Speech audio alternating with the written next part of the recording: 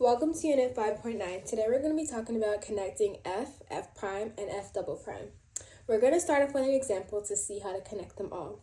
So given this particle position, we are going to find the velocity and acceleration and determine if this is speeding up or slowing down.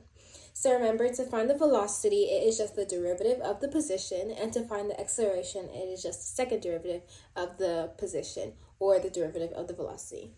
So let's start by finding the velocity. We have Vt equals t squared minus 8t plus 12.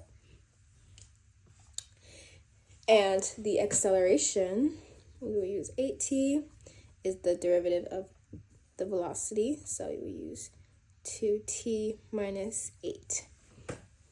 So now that we have found our velocity and acceleration, we have to determine if it is speeding up or slowing down. So to determine that, remember, you can say speeding up as increasing and slowing it down as decreasing. So remember, we have to find our critical points. So let's find our critical points for the velocity. We will factor this out. So we have factored it out, and now we just have to set them equal to 0 and solve for t. So t minus 6 equals 0 and t minus 2 equals 0. We have t equals 6 and t equals 2 as our critical points. So finding the critical points for acceleration, we will factor this out as well. I'll have 2 t minus 4, set it equal to 0. 0 cannot equal 2. T minus 4 equals 0. We have t equals 4.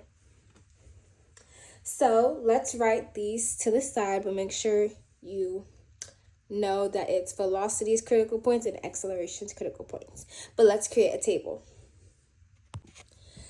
So just like we used the table to find when our function was increasing or decreasing, we are going to use the same table, but instead of just having one variable, we're going to have two variables. We're going to have both the velocity and acceleration, or both the f prime and second f double prime.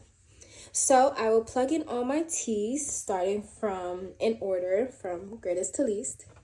So I'm going to start with, and remember to add your interval. So 2 is the least number, so we're going to first start with negative infinity 2 as the first interval. Then you would add your 2.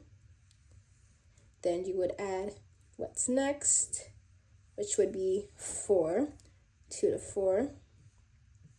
Then you would add your 4. Next would be 4 to 6. Then you would add your 6. You can make more room if you need to. And then lastly, it would be 6 to infinity. So I included all my t's from both my velocity and acceleration. But you can see that it has different velocities and accelerations and what they both mean. So it's very critical to plug in your numbers right when specifically where it needs to go.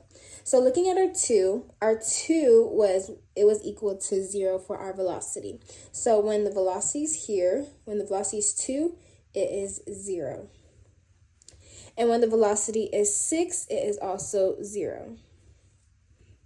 And for acceleration, when our acceleration was 4, it was 0 as well. Now all we have to do is fill in the rest of our numbers. So to fill in our numbers, all we have to do is plug in a number that's corresponding into the interval into both the velocity equation and the acceleration equation. So once you do that, you fill out the rest of your chart. So I will fill out the rest of the chart behind the camera. So now that we have our filled up charts, remember when we're talking about speeding up or slowing down, speeding up is when both the velocity and acceleration have the same sign. And slowing down is when velocity and acceleration have different signs. So if speeding up can be positive velocity, positive acceleration, or negative velocity, negative acceleration. And slowing down could be a positive velocity, a negative acceleration, or a negative velocity and a positive acceleration. So we're going to see when it is speeding up and when it is slowing down. So between the interval negative infinity and 2, we can see that it is slowing down. I'm just going to put a SLD. And then we can see that it starts to speed up at 2 to 4. So it is speeding up.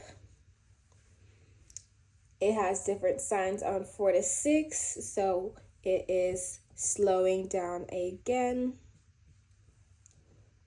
And it is speeding up again when it's 6 to infinity. Because we have positive, positive, negative, positive, negative, negative, and positive, negative. And that's how we determined which part of the function is speeding up and which part of the function was slowing down. And that's the end of 5.9, where we connected f, f prime, and double, and f prime double. Thank you for watching.